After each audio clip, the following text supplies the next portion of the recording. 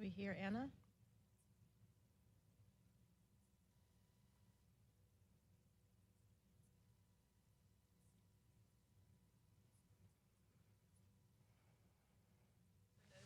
On social media.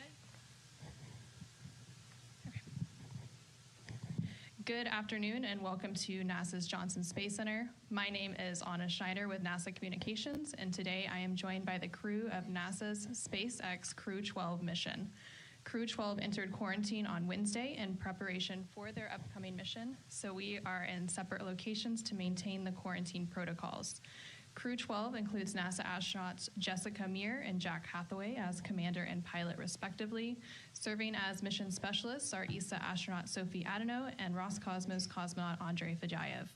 We will begin with some opening remarks from the crew before opening it up for questions here in the room and remotely. For those joining us on the phone bridge, you can press *1 to enter the queue and *2 to remove yourself from the queue. For those on social media, you can ask a question using the hashtag AskNASA. And with that, I will go ahead and turn it over to NASA astronaut Jessica Meir. Thank you so much, Anna. It is my absolute privilege to be here today to speak to all of you and especially to serve as the commander for this very exceptional crew. This is, of course, my second trip back to the International Space Station. I'm very excited to be returning.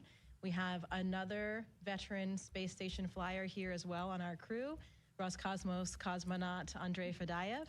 Both of us are really excited to bring our past experiences and expertise to the very first flight for NASA astronaut Jack Hathaway and ESA astronaut Sophie Adenot. We love this kind of balance that we have of two veterans and two rookies to hit the ground running when we get aboard the International Space Station. When we arrive on board, we will be joining Expedition 74, our friend and colleague NASA astronaut Chris Williams, and Roscosmos cosmonauts Sergei Kudzverchkov and Sergei Mikhaev. The seven of us will comprise Expedition 74, and then partway through the mission for the four of us, the Soyuz crew with Chris, Sergei, and Sergei will actually depart, and we will be joined by a new Soyuz crew, Pyotr Dubrov, Anya Kikina, and also NASA astronaut Anil Menon. So we're very excited to be up there with different personalities, all our friends and colleagues working together on board the ISS. As I'm sure you're aware, we will be doing a multitude of different scientific experiments and technology demonstrations and tests on board our orbiting laboratory of the International Space Station. As a physiologist, of course, I'm very excited for the multitude of physiology experiments. We will do experiments ranging from bone and muscle health, our cardiovascular, blood flow, what's going on in all of these systems during the changes that we experience in microgravity. There's an experiment that's looking at the small muscles in our necks and how they can support us in different gravitational phases. There will be images of our brains taken pre- and post-flight to look at any changes to the brain that happen during microgravity and space missions. We will be testing and incorporating a new exercise system called E4D, which was developed by the European Space Agency. This will be an incredibly exciting asset because it will be very important for future exploration missions like those on NASA's Gateway, the small orbiting laboratory that will be around the moon in the future as part of the Artemis program. We even have a new experiment called Relax Pro that Sophie and I will be participating in that's looking at meditation and mindfulness and how that can benefit astronauts on space missions. We will also be part of a study called manual piloting. This is another really cool aspect because it's not just about our lives on board the space station or just in microgravity. It is looking toward applying these results to future lunar landing missions. So we will be actually having to do a simulation of landing on the moon. We've done some tests here on the ground. We'll do more when we're on board the space station and then more upon return. And with that data, we will be able to understand more about how these gravitational transitions between different gravity environments and microgravity, how that affects astronauts' abilities to land on the moon and how to do that safely. So the science that we're doing is really exciting because it's looking not just on what can benefit astronauts real time on the space station, but toward the future of exploration missions and, of course, has so many different impacts back here on Earth as well. We look forward to speaking specifically to more of those experiments, if you like, in your questions. I'd just like to wrap up by saying we are incredibly grateful for all of the ground teams here, NASA, ESA, Roscosmos, all of the international teams that trained us all around the world prepping for these missions, and of course, our family and friends who have supported us this entire way. This mission is not ours alone. It truly is for everybody that has helped us get here and for all of humanity. Thanks, Jessica. I feel well trained. I'm ready, and we're all ready to go when the rocket's going to launch in 12 days. Thanks, Jack. And yes, not only we're ready and well qualified, but also, we're also very bonded together. We built trust as a crew together, so ready to lift off. Yes, yeah, of course, we are ready to share it with you. Go Crew-12! Thank you. And with that, we will go ahead and open it for questions, both here in the room and on the phone bridge. As a reminder, for those on the phone bridge, please press *1 to enter the queue and *2 to remove yourself from the queue.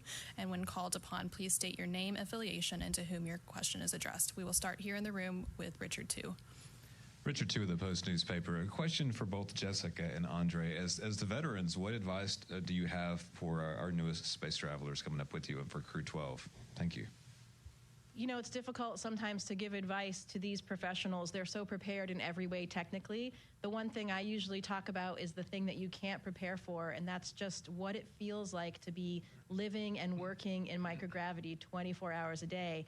I like to describe it as when you arrive on the space station, you're kind of like a newborn because you've mastered all of these other technical things, but it's the basic newborn skills that you don't necessarily have. Those are the ones that are really difficult to figure out how to do when you first arrive, how to eat, how to drink water, how to go to the bathroom. So we've had some discussions about all those things, and of course, other astronauts and cosmonauts provide tips all the way down. But I think the most important thing is that both Andrey and I will be there in person to help guide them through, and you know, selfishly, we'll get to experience it again for the first time because nothing is quite like the very first time you feel this prolonged weightlessness. Andrey? I would like to add only one thing, guys. I would advise you, give you advice, only one, to get a pleasure from your space flight. That's it. We will go on to our phone bridge now. First up is Jonathan Siri with Fox News. Thanks so much for your time. This question is for Jessica. You had touched on your excitement about the medical experiments you'll be conducting on the ISS. If you could elaborate further on how these experiments will benefit longer duration missions to the moon, but also to Mars. Thank you.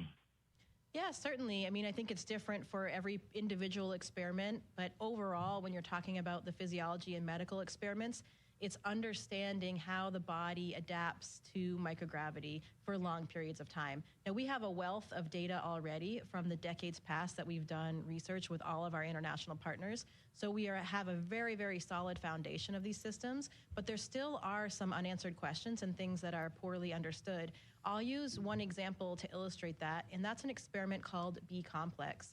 As I'm sure you're aware, it's been kind of a hot topic in the media for several years now.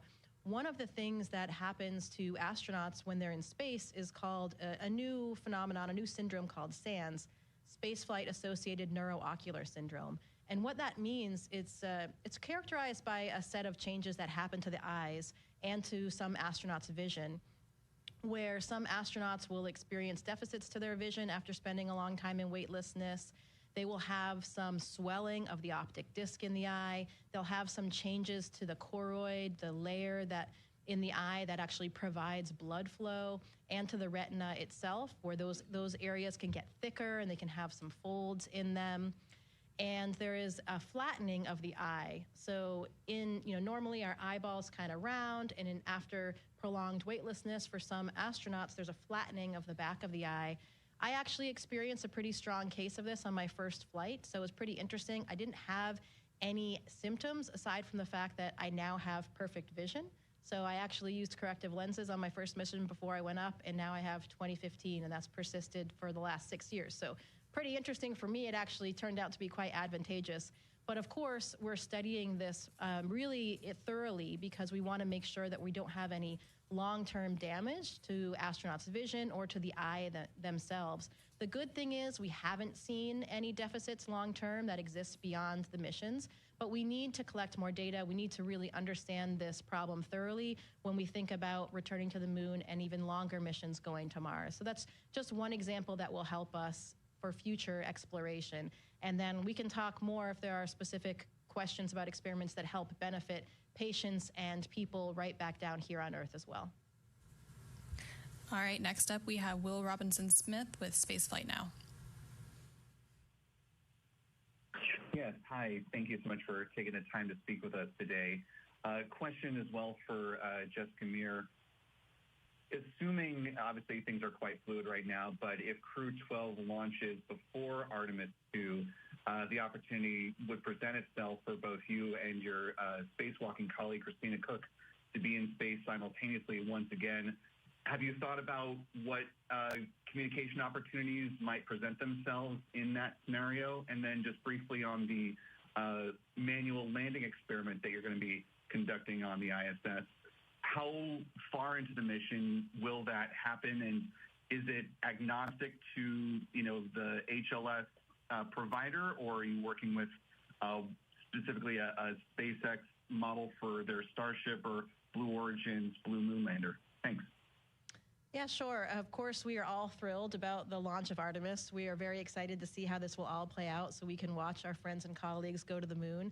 The really cool part of it is that if we do launch before Artemis, we'll be on board the International Space Station, and part of their flight plan actually involves a call to the ISS. So would be really excited to be able to talk to Christina, as you mentioned, and also my classmate, Victor Glover, and kind of my astronaut uncles, Reed Wiseman and Jeremy Hansen. So hopefully we'll have the opportunity to do that connection. I don't think we'll have another kind of during the flight event during their mission, but of course we would welcome that if anyone can come up with anything. But I know that there is that scheduled event, and we're all very excited to be all in space at the same time. It's really interesting how things work out. As far as a manual piloting study, it is agnostic to the provider. So we have undergone, I think all three of us have been subjects for that. So we've undergone several sessions already here on the ground. And it's a simulator that the science team put together. So it's not specific to any particular provider. It's kind of basic piloting skills and landing skills to look at the problem in general, not for either specific provider at this point. And that will occur at various time points throughout the mission. Normally for experiments, especially physiological ones, we want to gather data early in the mission, partway through, like midway through the mission, and then towards the end to see how the human body is changing and adapting. And then, of course, the most important will be getting a data point as quickly as we can when we return to gravity as soon as we land. So that's how, I'm not sure exactly which days of the mission, but it'll be roughly divided up between the early, mid, late, and then post-landing time points. All right, next up we have Marcia Dunn with the Associated Press. Yes, hi, for Jessica, anyone else who would like to chime in. How hard is it for you and your crew not to be distracted by the Artemis 2 launch campaign, flying to the moon, astronauts flying to the moon for the first time in half a century, et cetera, et cetera? And also, have you had to go through any extra medical checks or procedures in advance of launching, given that the last crew had to cut their mission short for medical reasons? Any additional precautions in space to avoid any health surprises? No additional testing. I think the managers answered this question in their conference. We are already do a very thorough screening for us pre-flight, so nothing has come up additional. There's a lot of confidence where we are right now, and I'll hand off to Jack for the first part of the question. Yeah, thanks for the question. It's not a question about distraction. It's more about excitement, really. Like, these are our friends and colleagues that we watch train and work really hard to get qualified and ready to go to operate this vehicle on their mission to the moon. And we're just all really excited to see what they're going to be able to do. We're excited to be part of it, part of the NASA mission with our international partners to achieve these exploration goals. And so it couldn't be cooler that they're in quarantine and we're in quarantine. We're trying to launch 2 rockets roughly around the same time. It's a pretty exciting time to be part of NASA and part of this expanding mission as we go to the moon and beyond. Thank you. We will go over to social media for a quick question. As a reminder, for those on social media, you can ask a question to the crew using the hashtag AskNASA. So Monica Lynn Fisher on Facebook asks, what are ways you guys prepared for this flight? She says, I've always admired astronauts and always wondered what you guys have to do in order to be mentally and physically ready. Yeah, thank you for the question. Actually, the training is quite a long journey. It's actually already a mission in itself. So training is gaining a lot of skills that are very unique to spaceflight. So first, we get to learn what is the ISS system composed of, and so that we can understand what acronyms are used and what systems are here to operate. We need to learn how to repair them, because it's exactly the same as in a house. At some point, you might have to repair the toilets, to fix some, I don't know, some hot water thing, or, you know, we need to take care of this house. It's not only a very high-tech laboratory orbiting, but it's also our home, so we need to be able to repair this. We also gain a lot of skills in emergency training, and for this, we need to be able to take the hat of a firefighter, the hat of a emergency room doctor, the hat of, I don't know, whatever plumbing repair work. So there are a whole set of skills that we need to train for.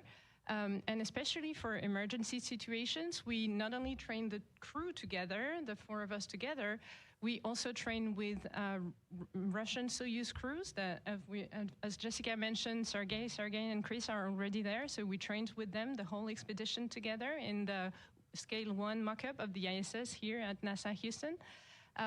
We also train with the ground control teams, because in the end, all this works because there is a ton of people working on the ground, helping us and supporting us and maintaining the systems. And so we need to be able to be sure that communication goes well in case of an emergency in particular, but also for nominal everyday tasks.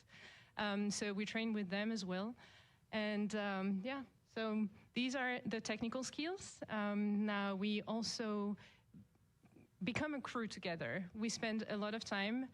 We learn to build trust among each other, because of course we are doing a risky job where all of our lives relies on the other's skills and competence, and we trust each other very much for that. So there is a lot of like out-of-the-box training, I would say, to be sure that even if we are pushed towards our limits, we know very well our crewmates, and we still trust them. We can operate together even in a risky environment, even if stress is increasing. And so we do like kind of survival trainings in the water, winter survival training, and all kind of survival trainings.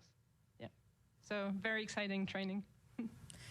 All right, next up we have Charlotte Cossit with AFP. Hi, thank you so much for doing this call. I wanted to ask a question to Jessica, Meir, and Sophie Adenot. As you're both preparing to launch at a particularly symbolic moment, as the first crewed lunar mission with a woman is also set to launch soon, I wanted to ask, how do you feel regarding this? Sophie, you will also be the second French woman astronaut to ever fly in space. So I was curious to know, what do these milestones represent to you both? Yeah, this was something that I spoke to often after the first all-female spacewalk with my colleague, Christina Cook, again, as mentioned. And I think for us, you know, we are all equally trained. For us, it doesn't really matter who's doing what, because whether it's a spacewalk, a robotic capture, or a scientific experiment, we are all fully trained and ready to go. So the assignments, doesn't really matter who does what. That's how I kind of thought about things in the beginning for the spacewalk as well. Christina and I were just going out the door and doing our job that day. But it did take on a lot more significance to me over time as I saw the outpouring of enthusiasm and support that we received from people all around the world, from all walks of life. And that is something that we really reflected on and did not take lightly. You know, that meant a lot. And to me, what it means really, it's for the generations of minorities and people that were truly pushing the boundaries earlier that got us to where we are, where now it just feels incredibly normal for Sophie and I to be doing exactly what Jack and Andrey are doing. There's no question. But the only reason we feel that is because of all of the hard work and glass ceilings that were broken for the generations of women and minorities before us. And so I hope that for them, they are the ones that can truly celebrate and revel in these achievements. Sophie? Yeah, I could not agree more with you, Jessica.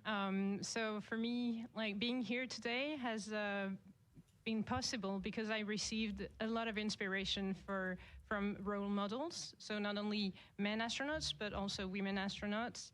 I remember very well the first launch of Claudie Aigneret. I was 14 years old. And that day, it kind of clicked in my mind. She was the first French woman astronaut flying to space. And before, only men. And you know, when you're a teenager, you're just looking for inspiration. And if someone has done it already, then it clicks in your mind and say, hey, yeah, if a woman has done it already, then why not me? And so if like any of us can give some inspiration to whoever needs it, I think inspiration doesn't have a genre. It's available for everyone who needs it. We need, to share words of inspiration to everyone who needs it. And so, yeah, if we can do this for people who need it, then we're happy to do it. Next up is Josh Denner with Space.com. Hi, thanks so much. This question can be for Jessica or any of you. Have you had the opportunity to correspond with your Crew-11 counterparts since their return? And are there any insights or new tips they had to convey about life on the station that would have otherwise been exchanged during crew overlap in orbit? Yeah, we have had the opportunity to see them kind of informally so far in the gym and other places as we're going about our days and they're going about their rehab. So they definitely have some handover tips to share with us, and we actually are going to try to schedule something next week to speak directly with them. We also have some time with Chris Williams next week while we're still down here to get some of that handover before we get up there as well. So we're feeling very well positioned. It used to be the norm that we had these indirect handovers during, the time of my last mission. It was very normal to experience that. So we don't think that there will be any hiccups along the way. We'll be ready to go. Anything to add? Good. Next up, we'll take another question from social media. Sean Vecchio on Instagram asks, what are you guys most excited about for your upcoming mission? Andrey?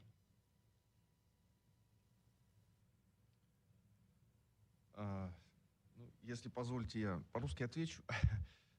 Чего ждем? В первую очередь, конечно же, успешного старта, затем выполнить всю работу, которая нам запланирована нашему экипажу на борту станции, выполнить ее качественно, и успешно вернуться домой. И особенно, лично мне, я уже, и Джессика, я думаю, тоже видела, точно видела Землю с высоты орбиты. И мне, конечно же, хотелось бы еще раз посмотреть и насладиться теми видами, которые открываются с этой высоты на нашу Землю. Восходы, закаты, и многое другое, что мы можем увидеть с этой высоты. So basically, he said he's looking forward to all of it. A successful launch, all of his work on board the space station, and a safe return, and especially the incredible views that we're all so fortunate to have from the International Space Station. He said it much more eloquently than that, I promise you. So, Jack, Sophie? Да. Jack, Sophie, anything?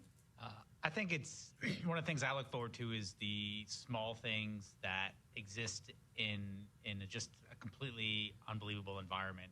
Like one of the favorite parts of my day normally is getting up, it's quiet in the house, I'm having a cup of coffee, and I'm reading the news and just kind of getting ready for my day. And in a few weeks, I'm going to be able to do that same thing, but I'll be looking out the cupola while I'm doing it. And I'm going to be surrounded by friends. We're going to be floating around in microgravity. And it's just going to be this normal part of my day in this completely incredible environment. And that's a pretty exciting kind of thing for me to look forward to. So I'm pretty excited about that. I think also we are very happy among the crew to be able to share it with everyone, because it's a lot of excitement for us, of course, but it's also a lot of excitement from people who stay on the ground. We've received a ton of support from people we're working with, we have been trained by, but also from people we don't even know. Sometimes we receive postcards or drawings from kids that say, hey, go for it, go Crew-12. And so we're very excited to share our enthusiasm with everyone. Yeah. All right, next up we have TJ Mascaro with the Epoch Times. Hi, TJ Mascara with the Epoch Times. Thank you so much. My question is for Jessica and really any other crewmates who want to chime in. The International Space Station expeditions have always been about learning how to live and work in space and go on these long duration missions. But while you guys are up there, there's a chance that one going around the moon will be happening at the exact same time. Does that add any new sense of immediacy or more direct, like more of an obvious sense of a direct correlation, especially when it comes to the new exercise equipment or the lunar landing simulations? Do you feel like there's a more obvious direct correlation or a sense of immediacy compared to your last flight? Yeah, certainly. I think that it does make it all feel much more real. Everything that we do at NASA is incremental. We build upon the previous steps and successes and lessons that we learned from previous missions. So the reason why we are here right now, ready to embark on the very first crewed Artemis mission, is because of the wealth of data that we have from platforms like the ISS. So we're very excited to continue with that. But I think, I know, of course, we've been talking about returning to the moon for quite a long time now, and it always seemed like, okay, we're just not there yet, it'll come in the future. I didn't think that it was going to necessarily happen during my career. I remember very vividly standing there and watching the Artemis 1 launch. I was pregnant at the time, and I was standing next to Christina, so it was one of these very core memories. And watching that rocket launch was really extraordinary. The feeling of the power of those engines that really nobody on Earth has felt since the decades before with the Apollo missions. The scale of it is really different in terms of how it feels and sounds to watch a rocket launch. And that was the moment for me where I was like, wow, this is real. Like, this is happening now. We are going back to the moon. And the next time that this rocket launches, it will be with my friends on top of it.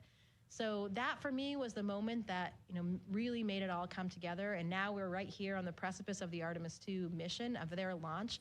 And the fact that they will be in space at the same time as us, it is, as Jack was saying earlier, it's so cool to be an astronaut now. It's so exciting to think that we have all of these different prospects and to think about the work that we're doing.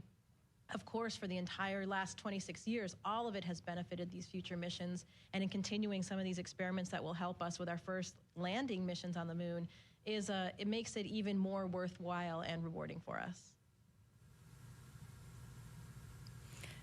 Next up, we have James Dowling-Healy with the West Hartford Community Interactive. Good afternoon. This is James Dowling-Healy with West Hartford Community Interactive. Given that Commander Hathaway is from Connecticut, Dr. Meir is from Maine, and Dr. Williams has deep ties to Massachusetts, will you be bringing any extra New England culture to the station, or are you planning any special downlinks? Thank you, and happy almost Groundhog Day. Thank you. Yeah, we all have some home events planned, so there definitely will be a lot of link ups with the whole region of New England. And, Super Bowl Sunday will be just before we get up there as well. So we'll be cheering along. I did carry some special effects last time. I won't have any spoilers, but we'll see, what we have to represent the region and the different link ups that we'll have. What do you think, Jack? I agree with everything you said. I'll add that we're all really proud of where we came from. I know that all of us grew up with mentors and friends and teachers, and we're all a product of where we come from. And being from New England, me being from Connecticut, and a lot of crewmates from that area is awesome. And I'm proud of where we come from. I'm proud of where we started. And I know no matter where we were born, where any astronaut was born, that's always a part of us. And we carry part of our homes into space with us. And as Sophie always so eloquently says, we're happy to share that with everyone back home during our mission. And I would add that even if you're not from Maine or Connecticut, if you come from the middle of France, the countryside where I was raised, I'm also very proud from where I come from. Я тоже беру символику из своего родного города, где вырос, небольшой городок Свердловской области. Это на Уральских, там, где Уральские горы. Вот, и я везу с собой флаг этого города. I'm also taking the symbolic items from the little town where I grew up in the Sverdlov region, in the small mountainous town in the Urals, and I'm also bringing the flag of my local town. We will go back over to social media for another question. Alice Roche on Facebook asks, how do you cope with being away from your family? Is it hard for you to deal with? Well, I'll start off there. For me, this flight is entirely different. When I flew last time, I did not have a husband and a child, and now I have both of those. So I know at the end of my 7 months last time, I actually wanted to stay longer. I wasn't ready to come home. And this time perhaps will feel a little bit different since I'll be leaving my 3-year-old back here. But everything that we're doing on board the space station is so exciting. It keeps us going, it keeps us invigorated, and it's easy to not miss things back at home. Of course, we will miss our family, our friends, our loved ones, but I hope that what we're doing will be exciting enough and important enough, noteworthy enough that one day when she's old enough, she'll appreciate that time away that we had. Just to add maybe with what Jessica said, and I totally agree with all of this, we are also very connected to the Earth and to the people we love. We can do some video calls or phone calls. We can write emails. So it's also easy to keep in touch and to keep contact. Of course, we are very busy on board, and especially I think will be a very busy expedition mission with a lot of tasks to do. So we'll maybe not have that much time to think about like what we miss and what we don't miss, but because we'll be very busy. But for what matters, like being in touch with the one we love, we will be able to do that with a connection, thanks to emails, phone calls, video calls. I'll use your question to take the opportunity to thank my family, and I think on behalf of all the crew to thank our families, because they're the ones that sacrifice quite a bit to put up with our careers as we move around the country and go different places and support us and take care of the home front while we're on a training evolution or activity, or we go to the space station for 8 to 9 months. Our families are the ones that are at home taking care of the house, taking care of the kids, making sure they do their homework, and just keeping everything in order so we can pursue our dreams. So from the bottom of our hearts, thanks to our families for doing that for us. Agreed. We'll take another question from social media real quick. Robert Guzman on Facebook asks, are any of the astronauts taking a musical instrument? And if so, which instrument did they choose to take? I packed my piccolo. It flew with me on my last flight, so I do plan to play that. We'll see if we can arrange what might be a special event. Stay tuned for that. There are also several instruments on board the space station that live there full time, a couple guitars, a keyboard, some maracas, and other percussion-type instruments. There was a saxophone briefly when I was there last time that was flown by Thomas Pesquet, so I got to play that last time, but that is no longer there. How about you guys? Any instruments coming up? I think we can say we take our voices too, right? That can be an instrument. Да, в прошлый полет я привез с собой губную гармошку, поэтому там сейчас на борту есть еще и губная гармошка. В прошлом полете во время экспедиции у нас было целых 3 гитары на борту, Джессика уже об этом сказала, и мы часто собирались, устраивали, не то чтобы концерт, а вместе сидели, пели песни на разных языках, пели все вместе, использовали, например, как караоке, то есть я играл на гитаре, и все остальные просто пели уже слова из интернета, какую-то песню, если брали. Поэтому я думаю, в этот раз у нас будет что-то подобное обязательно. Также будем встречаться. Может быть, устроим действительно какой-нибудь концерт. Yes, I am going to bring, I actually brought the harmonica on board, so there is one already there. And as Jessica mentioned, there were 3 guitars during our previous mission on board. We used to sing together, and it was like karaoke. We sang different languages, or I would play the guitar, and everybody would sing the words from the song they looked up online.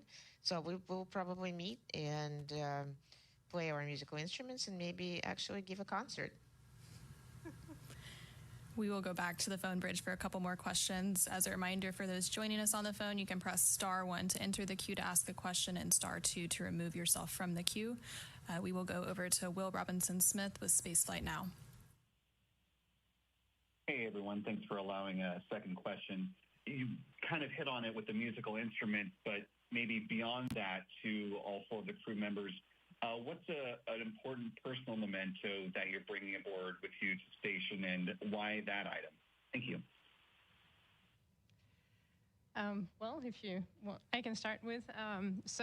Yeah, I mean, the things we bring on space station, there are different categories. There are some things that help us stay connected with our families, our beloved ones, our friends. And so generally for people, it's like kind of small souvenirs, pictures, or, you know, everyone has its own or his or her own choices.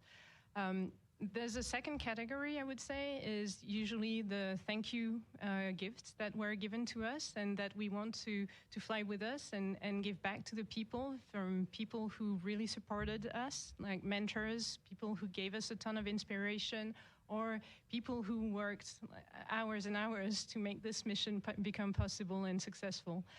And then there would be a third category, but for this one, I would say no spoiler. You will see along the way of those 8 months missions, because some things will happen on Earth, and we also want to celebrate and stay connected with everyone on Earth. So there will be some little surprises. And maybe a fourth category, because from the culture where I come from, food is very important, gastronomy. So actually the European Space Agency partnered with a chef whose name is Anne-Sophie Pic. And Anne-Sophie Pic prepared for us some meals to celebrate with the crew for things that we will want to celebrate, among others. And so it's a way also to feel connected to Earth, because it will represent not only some sophisticated meals, but also some very like daily meals that everyone knows, and it kind of reminds our childhood. So it will be nice to reconnect and build bonds again with each other during meals. We're all very excited for the French food. It will definitely raise the bar on our culinary experience in space. We'll take another social media question. Ra on Facebook asks, how do you plan to get used to microgravity? Man, I don't really know. Like, as Jessica and Andrey and all of our veteran astronauts have talked about, it's something that you don't really understand until you live it. And you just kind of have to see. You have to give yourself some patience and some grace. Some people feel a little bit uncomfortable at first, but everyone kind of works their way through it. I haven't heard anyone come back and not be absolutely in love with being able to float around and twist around and touch things and create little globes of water and play with their food and do somersaults through the lab. So it's a very exciting thing. It's one of those things you can't really know what it's going to be like for you until you get into it, but we're certainly excited to see what happens. Back on the phone bridge, we have Marcia Dunn with the Associated Press. Yes, hi. Question for Sophie. Have you been in touch with Claudie Henier? What is she telling you about your upcoming flight? Might she be coming for launch? And why do you think it's taken so long to put another French woman into space? Thanks. Yeah, thank you very much for your question. It's a really good one. Actually, it cannot be more to the point. I received a beautiful letter from her just today. It was very emotional. She was giving me all the final advices. I almost have a lot of emotions just saying this. She's been like really supportive since I was selected, and she gave me always advice, like not being too much present, because she knows we were so busy with training, but she was also, quietly present and saying, hey, if you need any advice, I'm here. And sometimes I just picked up my phone and she answered and say, hey, maybe you'll go through this and that, and giving advice, So yeah, she really not only inspired me since I was 14 years old and her first launch, but she also has been a very good mentor until this point, and I cannot thank her too much. She will be here for launch, and I'm very happy that she will be able to be here. But wherever she would be in the world, I know she would be supportive anyway. Yes. So just I really wanted to thank her, and she's been an amazing mentor. We have James Dowling-Healy with the West Hartford Community Interactive. Hi, good afternoon. James Dowling-Healy, West Hartford Community Interactive again. I know that photography is often a favorite pastime up in space and that you get sort of official and unofficial training in that. Are you looking forward, given the increased solar activity lately, to getting some fantastic aurora photos as well as other great photos? Oh, absolutely. The solar activity is far beyond what it was during my last mission, so I'm really excited for that. I know that everybody in the world has seen the beautiful, breathtaking photos and time lapses that astronauts have been sending down lately. Thanks to that, we also have some newer cameras on board the space station than when I flew, so helps us capture those images even more easily. So very much looking forward to the photography. Space photography is quite difficult. You know, the way the lighting is constantly changing when you have all of the light, coming onto the Earth, it can be quite challenging.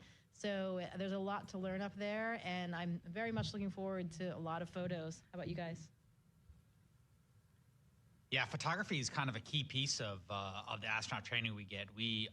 In addition to all of the awesome Earth photography that we get to do of the environment and our hometowns and places we visited and weather, we also do quite a bit of photography inside the station as a way to document what's happening to hardware or document what's going on during an experiment. So thanks to the photography training team here at Johnson Space Center to have walked us through all of the settings on all of the cameras and the video recorders. So we're prepared to use that equipment to further the mission. We will take our final question from social media. It comes from _rnixl.7e on Instagram, who asks, what did you love about space when you were a student like me?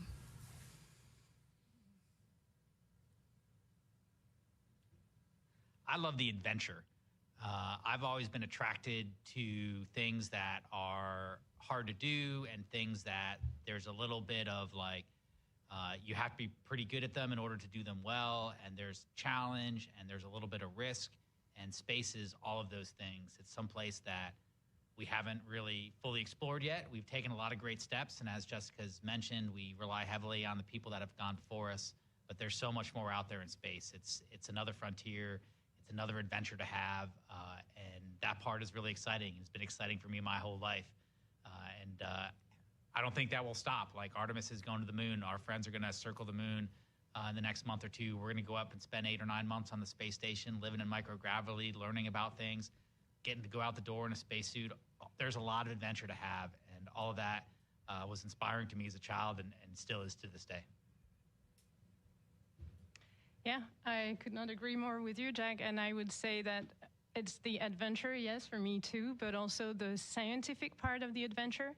I think something that unites us as astronauts in general is that we love challenges, and it can be mental challenge or physical challenge, and the job of an astronaut has them all. So every time there's a new challenge, we're all ready to go and tackle this challenge.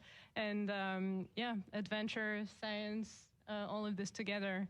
I would maybe say, as an international partner, what I was also very inspired to see is that it's a beautiful symbol of what humanity can do when nations cooperate together and work together. And whatever happens on the Earth, this as International Space Station is celebrating 25 years of continuous presence of people from all of the continents. And I think it's a very beautiful symbol that we all keep deep into our hearts, the astronauts, and also the ground team and everyone working for this. So space flight is a beautiful symbol of humanity, what humanity can do. Andrey? Если говорить о том, что чем космос притягивал в детстве, то я всегда говорю, в принципе, одно и то же. В первую очередь, конечно же, различные фильмы о космосе, различные книги о космосе. Именно читая эти книги, просматривая эти фильмы, мне, конечно же, хотелось побывать там, где еще никто не был, и открыть какие-то новые пути, либо быть участником того процесса, благодаря которому для человечества будут открыты новые пути к новым мирам. И я уверен абсолютно в том, что это обязательно когда-то произойдет. Whenever I'm asked what attracted me to space in my childhood, I inevitably say that those were movies and books I was watching or reading in my childhood. I was always attracted to unexplored space. I wanted to become one of the explorers, exploring the unknown pathways and participate in the new discoveries, and that was the attraction. And I think it's very similar for me as well. As a child, I was very inquisitive. I had this scientific curiosity, especially about the natural world around me, the plants and the animals. Growing up in a small town in northern Maine with lots of trees around, I think fostered that. And my mom, who had this close connection to nature as a Swede. So all of that, this sense of exploration, I truly believe it's just inherent in us as humans. If not, we wouldn't have even discovered all of the continents and oceans on this planet. It just is natural part of us to want to look further, to go around the next corner.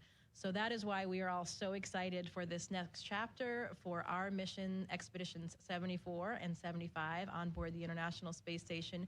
We talked a lot about some of the science, but we will also, it looks like per the current plan, of course things are always changing, but it looks like we will also have several EVAs, several spacewalks during the mission as well, for solar panel upgrades, for other repairs of things like reflectors on the space station, and possibly more to come. So we will be very busy, whether it's conducting science, doing spacewalks, or even just changing the light bulb or fixing the toilet like Sophie alluded to earlier. We see it all as this great next chapter of exploration, and we cannot wait to launch coming up here very soon. And with that, we will go ahead and conclude today's news conference. Thank you for everyone who joined us here in the room, on the phone bridge, and on social media, and go Crew-12.